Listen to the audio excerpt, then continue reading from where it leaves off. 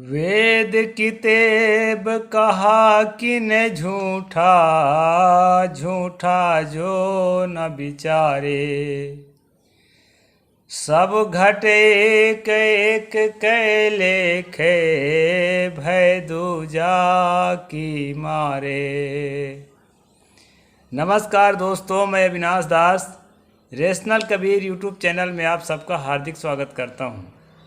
साथियों, यदि चैनल को सब्सक्राइब नहीं किए हैं तो सब्सक्राइब ज़रूर करें, शेयर करके अपने सभी ग्रुपों में सभी साथियों तक पहुंचाएं, बेल आइकन को प्रेस करें, ऑल नोटिफिकेशन ऑन रखें ताकि हर नया अपडेट आप तक पहुंच सके।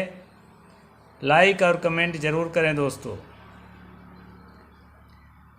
जैसा कि आपको मालूम है, इस चैनल का उद्देश्य किसी भी जाति, धर्म, संप्रदाय या व्यक्ति विशेष को आहत पहुंचाना कतई नहीं है।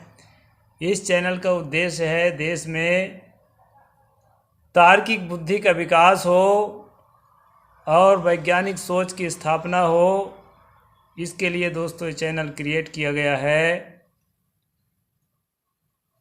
आप लोगों के सामने मैं काफ़ी दिनों से यह पुस्तक कबीर और रामानंद जो है पढ़ कर के सुनाता हूँ। हम सब मिलकर के इसका अनुशीलन करते हैं। तो साथियों, आज इसका अंतिम अध्याय है, आखिरी एपिसोड है, इसलिए आपको कहा है अंत भला तो सब भला। अभी तक जो है लगातार बने रहने के लिए बहुत बहुत आप लोग शुभकामना के पात्र हैं, साधुवाद के पात्र हैं। मैंने सतगुरु कबीर साहब की एक दो पंक्तियों की वाणी आपसे सामने शेयर किया है, उसका मैं संक्षेप में अर्थ करता हूँ।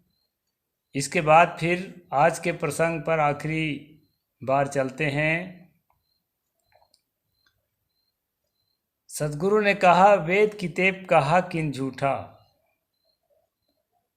वेद और कुरान जिनको अपने अपने धर्मों के प्रामाणिक ग्रंथ माना गया है, सतगुरु ने प्रश्न खड़ा किया है, आखिर किन लोगों ने ये सब की रचना की,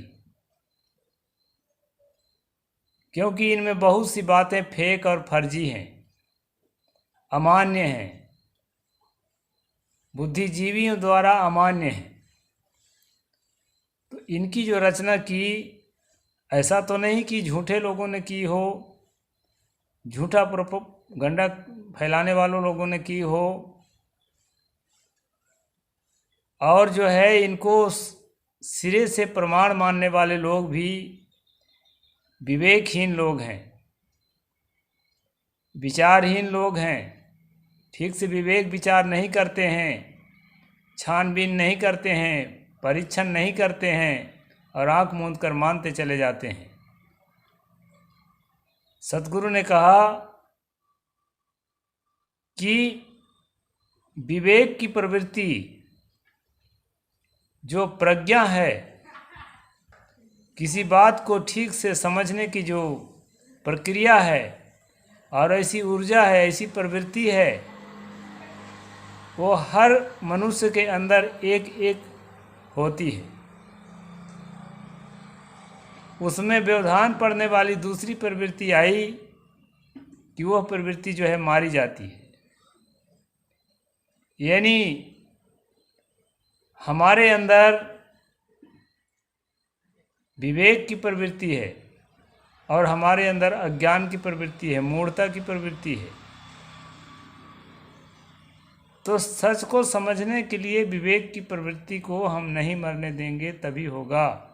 कुछ लोगों का ये कहना है कि एक ईश्वर है, एक परमात्मा है, वो भी हमारे अंदर रहता है। हमारे अलावा एक और चेतना हमारे अंदर रहती है, जिसको परमात्मा, सुप्रीम सोल या ईश्वर इस तरह से नाम दिया गया है। यह जो धारणा है दोस्तों, यह 100% फर्जी और फेक है। ऐसा हम क्यों कह सकते हैं? ऐसा हम इसलिए कह सकते हैं कि हर व्यक्ति को यह महसूस हो रहा है कि मैं हूँ, अपना होना सबको लग रहा है कि मैं हूँ, लेकिन मेरे अलावा कोई और चेतना मेरे अंदर है, यह किसी को महसूस नहीं हो रहा है। मेरे ही जैसा या मेरे से ज़्यादा बेहतर कोई सुपर सोल मेरे अंदर और है, कोई चेतना और है। जिस तरह मैं जो है सुख और दुख का अनुभव करता हूँ, जिस तरह मैं सच और झूठ के छानबीन करता हूँ, जिस तरह मैं अनुसंधान करता हूँ, उसी प्रकार सारे गुणों से युक्त एक और चेतना मेरे अंदर है। ऐसा किसी को भी महसूस नहीं हो रहा है। लोग कहते हैं साधना करने के बाद, सिद्धि प्राप्त करने के बाद ऐसा महसूस होगा। ऐसे थोड़े हो जाएगा। परमात्मा की अनुभूति, परमात्मा है सबके अंदर, ऐसे कह कर के लोग भुला देते हैं दोस्तों। लेकिन आपको जानना होगा, मेरी बात माने ना माने, तथागत भगवान बुद्ध ने बड़ी लंबी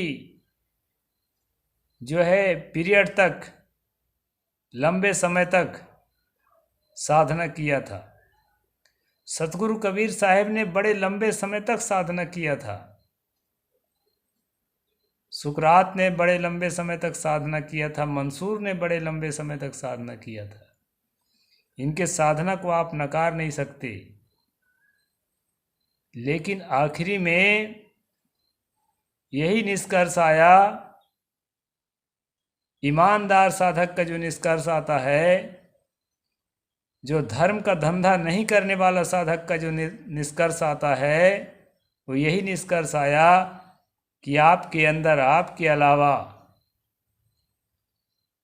आपको जो रेगुलेट करता हो, आपको जो नियंत्रित करता हो, कंट्रोल करता हो, आपको जो चलाता हो, आपको जो निर्मित किया हो, आपको जो विनाश कर सकता हो, आपसे अधिक शक्तिशाली कोई और चेतना आपके अंदर निवास कर रही है। ऐसा किसी ईमानदार साधक को कभी भी अनुभव नहीं हुआ। अपना होना अनुभव हुआ। ये तो सबको लगता है कि मैं हूँ। जैसा भी हो, चेतना के स्वतंत्र अस्तित्व हो या न्यूरॉन्स के एकीकृत मैं ऐसा अनुभूति हो, वर्तमान साइकोलॉजी के अनुसार जो भी हो, लेकिन एक ही चेतना का अनुभव सबको हो रहा है। अब उसी चेतना, निर्णायक चेतना एक है। उसमें दो तरह की वृत्तियाँ जरूर हैं कि एक जो है आपके विवेक को सुप्त कर देने वाली वृत्ति है, और एक विवेक वृत्ति है जो जागृत रहती है, और उसको सुप्त करने के लिए दूसरी वृत्ति है। ये वृत्तियां हैं, लेकिन निर्णायक चेतना एक है। हर प्राणी के अंदर निर्णायक चेतना एक है। सतगुरु ने कहा, सब घट एक एक कै लेखा, भय दूजा के मारे। दूजा एक है ऐसा कह करके विवेक को मार दिया जाता है। ना कली कर्म न भगत विवेकु। कलयुग में सत्कर्मों की ज़रूरत नहीं है, भक्ति की जरूरत नहीं है, विवेक की ज़रूरत नहीं है। राम नाम अवलंबन एक, सिर्फ राम का नाम रटो। और भी कहा है कि हमें चिंता नहीं अपनी, उन्हें चिंता हमारी है। हमारे धर्म के रक्षक सुदर्शन चक्रधारी है।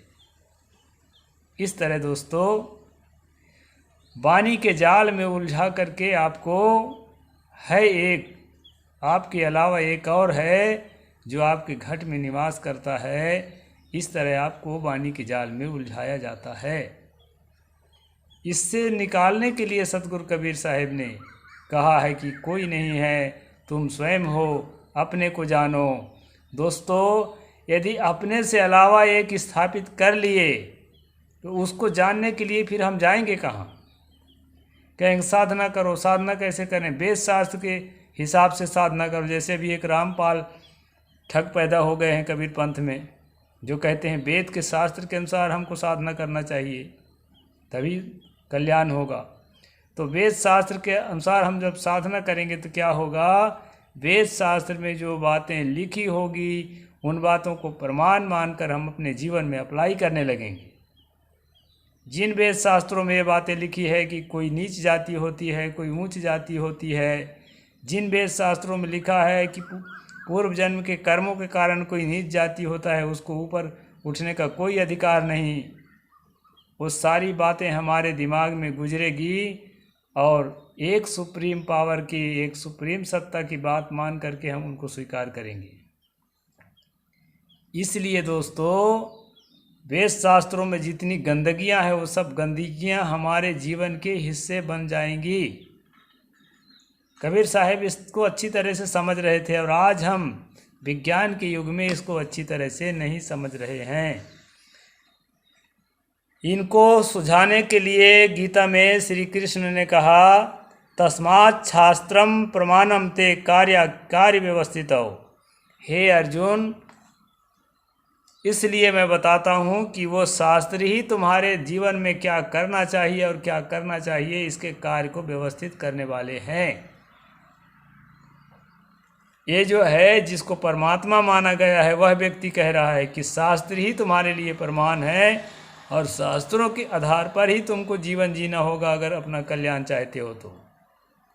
और शास्त्र में तुम्हें क्षत्रिय बताया गया है, क्षत्रिय का काम लड़ना है, तुम्हें लड़ना जरूरी है। नैतिकता की लड़ाई हो चाहे अनैतिकता की लड़ाई हो, इस तरह वहाँ अर्जुन को समझाया गया है। और जो है स्वामी रामानंद के पूर्ववर्ती आचार्य ने वेदांत देशिका में लिखा है, श्रुति स्मृतिर्ममैवाज्ञायस्ताम उल्लंघ्य वर्तते आज्ञाच्छेदी मम द्रोही मद भक्तो पिन वैष्णव। इसमें कहा है दोस्तों कि ये श्रुतियाँ, अभी मैं मनुस्मृति पर स्ट्रीम करता ही हूँ, आप देख रहे हैं कितने काला कानून है स्त्रियों के खिलाफ, शूद्रों के खिलाफ, वैश्यों के खिलाफ, क्षत्रियों के खिलाफ। अब कैसे कैसे जो है नियम कानून है जो मानवता के विपरीत हैं, वो सबको परमात्मा कह रहा है एक श्रुतियाँ मेरी आज्ञा है, इनका पालन करना ही होगा। इसको उल्लंघन करके जो अपना बर्ताव करेगा, मेरी आज्ञा का उल्लंघन करेगा, उस आज्ञा छेदी को, उस मेरे द्रोही को मेरा भक्त और या वैष्णव नहीं माना जा सकता है। इस प्रकार से दोस्तों श्रुति स्मृतियों को हवाला दे करके कहते हैं कि उसको मानना ही होगा। परमात्मा खुद कह रहा है, तो अपने अंदर अपने से अलावा एक जहाँ स्थापित किए तहाँ वो अपने से श्रेष्ठ परमात्मा, तो उसकी बात आपको मानना होगा। और उसकी बात कहाँ मिलेगी? श्रुति स्मृतियों में मिलेगी। इस तरह श्रुति स्मृतियों को आपके दिलो दिमाग में थोपने के लिए जो षड्यंत्र रचा गया है, इसको आपको ठीक से समझना ही पड़ेगा। यदि भौतिक जीवन को उन्नत बनाना चाहते हैं और अपने आध्यात्मिक जीवन को कल्याणमय बनाना चाहते हैं, दोनों के लिए समझना पड़ेगा। कई हमारे संत महात्मा और कई हमारे भगत जो हैं मुझे अपने व्हाट्सएप ग्रुप से निकालते हैं। इन लोगों को ये पता नहीं है कि जो बात मैं बताता हूँ इन अनछुए पहलुओं को बहुत लोग जो हैं बताते ही नहीं हैं, और जन जन तक ये बातें पहुँचना जरूरी है। बिना पर्दा खोले सत्य तक नहीं पहुँचेंगे। सतगुरु कबीर साहिब ने कहा, प्रगट कहो तो मारिया पर्दा लखे न कोय, सहना छिपा प्यार तर को कही बैरी होय। सत्य कहता हूँ, स्पष्ट कहता हूँ, तो लोग जो है मारने दौड़ते हैं, और अगर संकेत में कहता हूँ तो लोग समझ नहीं पाते, इसलिए स्पष्ट खोल कर कहना पड़ता है दोस्तों। इसलिए मैंने ये ठाना है कि मैं कबीर वाणी को स्पष्ट जो है प्रस्तुत करूँगा, ताकि जो है कम से कम पढ़ा लिखा आदमी भी ठीक से अपने कल्याण के तत्वों को समझ सके। अपने आप को मानसिक रूप से जो किसी पंथ का गुलाम बना रखा है, किसी धर्म का गुलाम बना रखा है, किसी जाति का गुलाम बना रखा है, किसी विचारधारा का गुलाम बना रखा है, वो अपने आप को स्वतंत्र नहीं बना पा रहा है, स्वतंत्र चिंतन से परे है, तो वह जो है स्वतंत्र चिंतन कर सके। इसके लिए मैं रेशनल कबीर यूट्यूब चैनल चलाता हूँ। जितना बन सकता है एकदम स्पष्टता और खुलासा। मैं नहीं कहता कि मैं बहुत बड़ा ज्ञानी हूँ, लेकिन जितनी बातों को मैं जानता हूँ, ठीक से जानता हूँ, उतनी बातों को आपके सामने रखता हूँ। एकदम शीशे की तरह आर पार। तो साथियों, ये जो है भारतीय दर्शन लेखक डॉक्टर राधाकृष्णन भाग 2 पृष्ठ 622 से लिया गया है लेखक द्वारा, ये जो मैंने ऊपर श्लोक बोला। अतः क्या स्वामी रामानंद उस समय की व्यवस्था को पूर्ण रूपेण से अमान्य ठहराने के लिए उद्यत हुए होंगे? कदापि नहीं, क्योंकि उन्होंने अपने आनंद भाष्य के वेदाध्ययन का अधिकार शूद्रों को नहीं दिया है। दूसरी बात, तत्कालीन सामाजिक परिवेश भी इस बात की अनुमति नहीं देता कि एक ब्राह्मण आचार्य काशी की संस्कृति में पले और बढ़े थे तो दूसरी ओर जुलाहा को अछूत ही नहीं हिंदुओं की भाषा में मलेच्छ कबीर को शिक्षा दीक्षा दे सके, यह बात कतई संभव नहीं है। ये इस परिप्रेक्ष्य में चल रहा था, ये किताब चल रही थी सतगुरु कबीर साहिब जो है स्वामी रामानंद के शिष्य हैं या नहीं है। तो दोस्तों, शिष्य क्यों बना लिया गया? शिष्य इसलिए बना लिया गया कि जो कबीर के फॉलोअर्स थे, आज हैं हम लोग, इनको वेद स्मृतियों की बात को फॉलो कराने के लिए अपनी जो है अमानवीय व्यवस्था को, जिसको हिंदू धर्म के नाम से आज चला रहे हैं, राम राज, हिंदू राष्ट्र और क्या क्या राष्ट्र चला रहे हैं, मनु के गंदे कानूनों को, उनको हमारे लोगों के दिलो दिमाग में थोपने के लिए, अपना हिस्सा बनाने के लिए ऐसी फेक किताब लिखी गई जिसमें बताई गई कि कबीर साहब जो है स्वामी रामानंद के शिष्य थे। इस तरह से जो है दोस्तों षड्यंत्र जारी रहा है, अभी भी जारी है। इस षड्यंत्र से मुक्त होने के लिए मैं एपिसोड्स चलाता हूँ और कबीर और रामानंद आज पूरा होता है। आपको लगातार सारे एपिसोड्स देखने के लिए मैं बहुत बहुत बधाई देता हूँ, शुभकामनाएं देता हूँ, धन्यवाद देता हूँ। और दोस्तों, चैनल में बने रहें। अन्य भी किताबें, निर्णय परक किताबें आप लोगों के सामने रखता रहूँगा और सच्चाई को प्रस्तुत करता रहूँगा। अभी मनुस्मृति का खुलासा जारी ही है, उस सब का लाभ लेने के लिए आप चैनल में बने रहें और अन्य लोगों तक पहुंचाते रहें। जन जन में एक तार्किक क्रांति को, एक वैज्ञानिक चेतना को जन जन में पहुंचाना है दोस्तों। साहेब बंदगी। जय जोहार, जय भीम, जय भारत।